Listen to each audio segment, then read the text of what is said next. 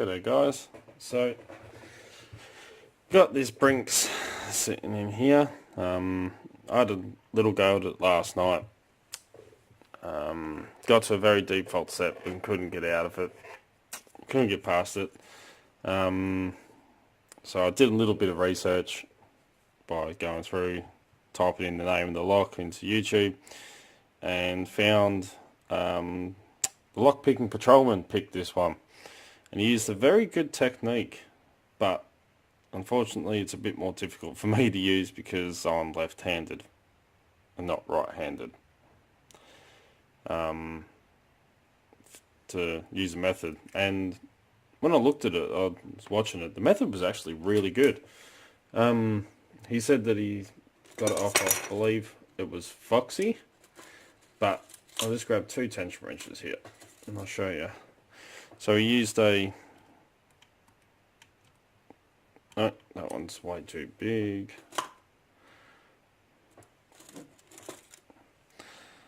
So he used a bottom of the keyway tension wrench and the top of the keyway. And the way in which he did it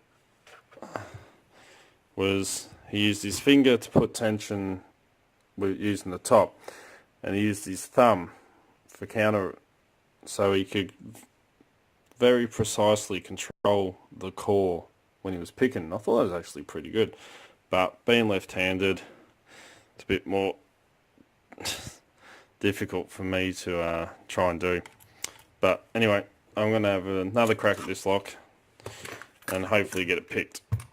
Now this one is, my camera will focus, the Virgo Maiden. It's created by Starlizard. Not sure who that is, but yeah, this is a very challenging lock. I mean, once it gets a very deep fault set, I couldn't get it past it last night. But that's the bitting there, so it's got some pretty high cuts and then a low cut right at the back. One thing that lock-picking patrolman did say was it's got some T-pins, so that explains the very deep fault set. But I'm just going to grab one of my hooks from the Sparrow's Monstrum, and I'm going to use my homemade top of the keyway tension.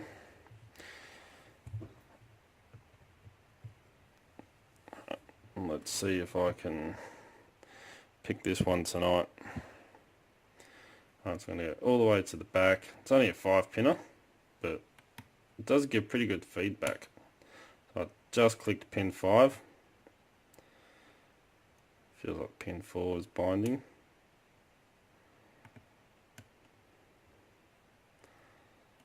It was, now it's stopped.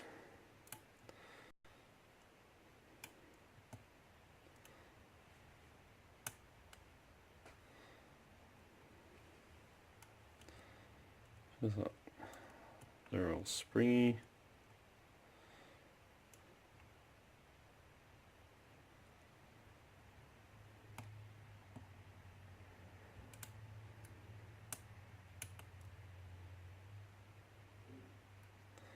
I think I just heard somebody drop.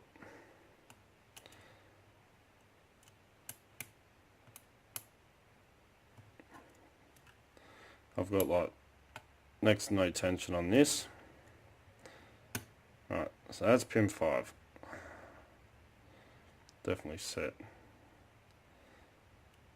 I'll skip 4 and fill on 3.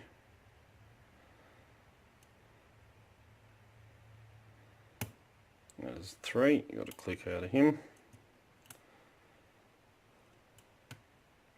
Oh, got a bit of a deeper fault set going now. We'll try pin 1, it's binding. 1 click, 2 clicks, 3 clicks off 1, 4 clicks off 1. No, it's just my pick bouncing off pin 1 now.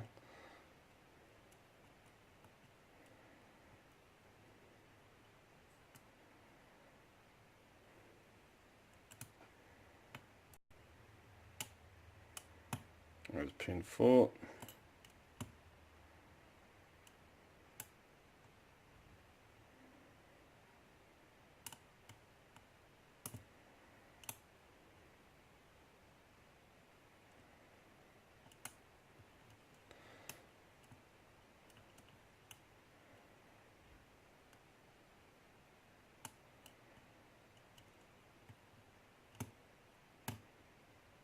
Okay, pin 5 drop back down a bit.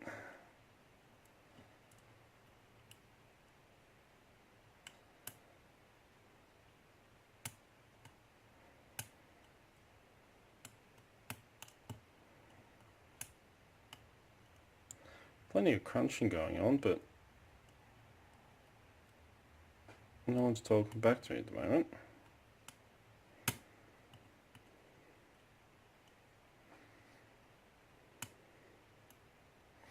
There we go. That was pin 2.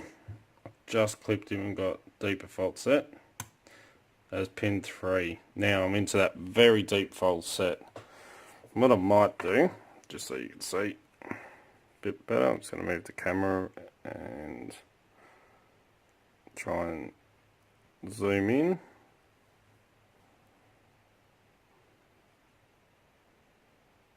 That's a bit better for you. So I got that very deep fault set. Now, I think it's pin 5. Just got to touch again because it drops back down.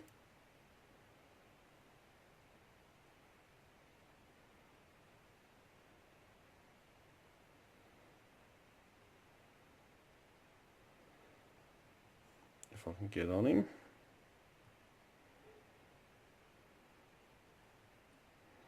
This is where that very precise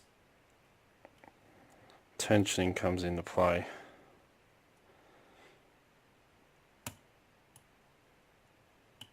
Because I know you lose your fault set.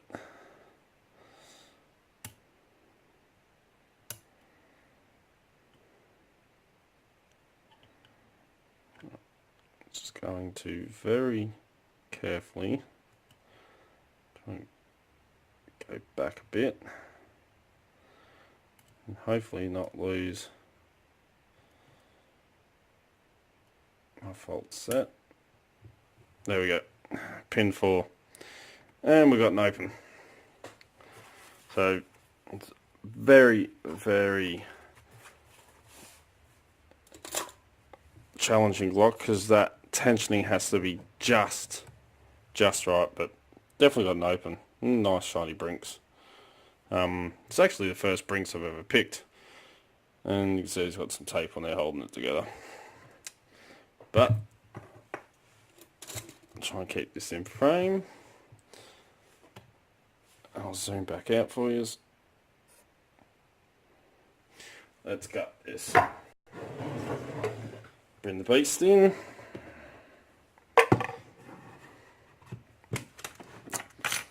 Alright, we can lock this back up. Make sure this key works. Yep, beautifully. I mean, that is as smooth as anything. Has got a clip. It's just hanging on there. I mean, it's just very loose. So, should make it easier to get off. Need tweezers, that. Grab a follower, possibly a shim. There's T-pins.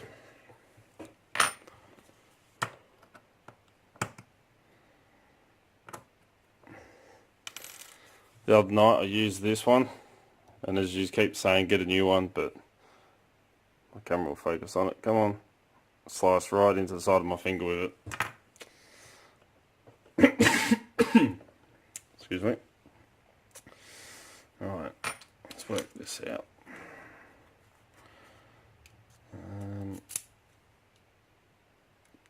That should be alright. And I'm going to shim it, just because lockpicking patrolman's correct. There are T-pins. I don't want to get caught in that channel.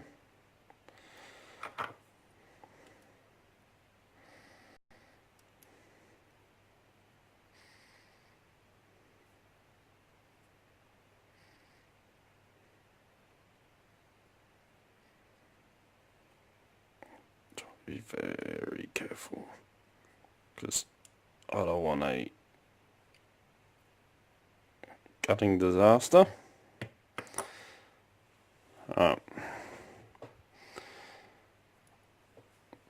Okay, seen some weirdness here. It's got two what looks like drill marks just either side of pin 3 there.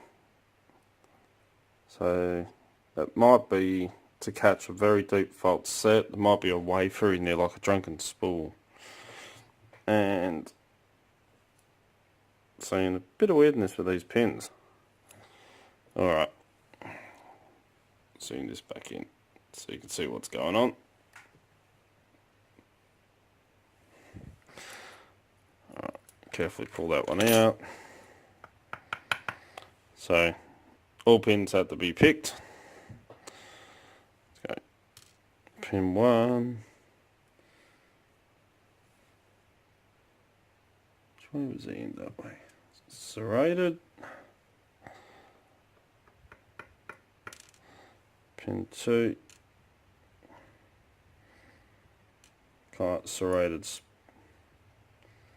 That's serrated. Yep, serrated spool. I'm holding that off camera, but we'll zoom in after. Get this move on. 3. Another serrated.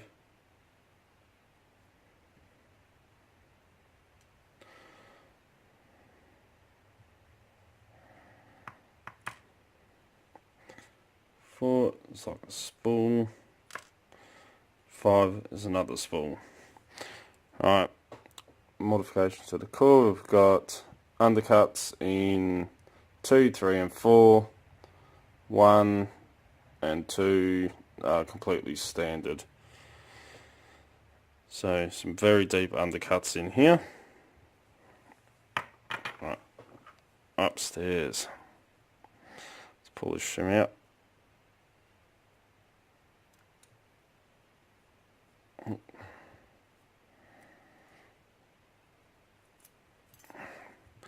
think I need to replace that shim. Alright, let's have a look upstairs. Chamber 1, we have, it looks like part of a screw. So that was some very fine serrations on there. Spring.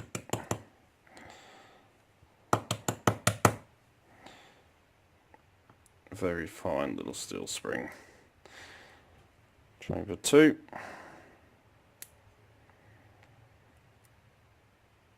Have a very deep, nice spool. And another steel spring on him. Chamber 3.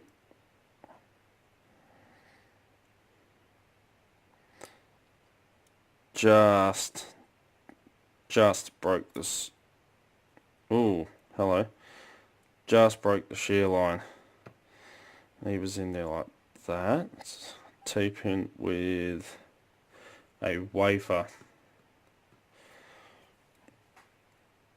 And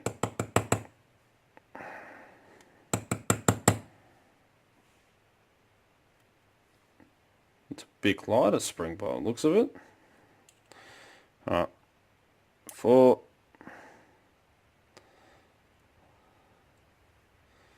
Got another spool. And one of those very fine steel springs. And lucky last, turn this around so you can see what's going on. Okay, that definitely is from a screw.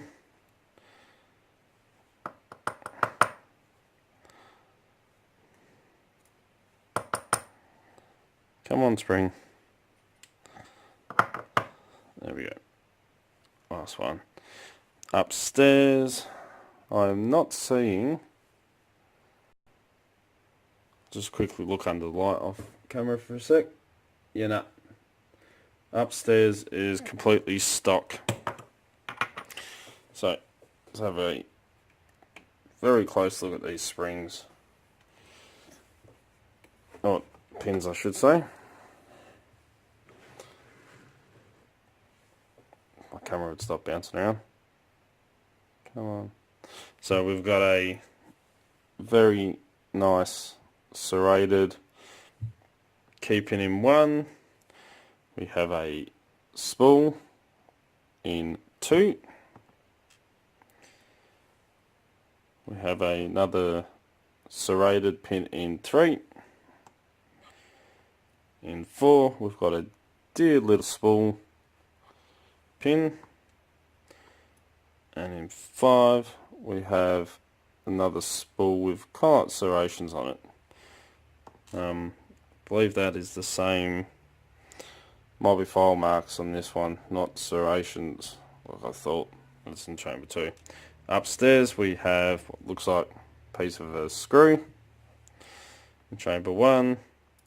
Chamber 2 we have a very deep spool with a serration on it at the top there, and that's catching that undercut. Chamber 3 we had a T-pin at the top with a dear little baby wafer to act like a drunken spool, and that is to get caught, that T-pin is to get caught in these holes here. So if you turn it and you don't pick it up to that wafer, the coral will get locked and you won't be able to use it. You'll have to take it apart and pull all the pins out. Very, very smart idea. Alright, chamber 4, we have a spool, and 5, we have a piece of a screw. So, very nice pins, very nice lock. Very fun to pick. Alright, so let's get back to it. Try and do this nice and quick, since we're at 17 minutes. Try and get the camera back in the right spot.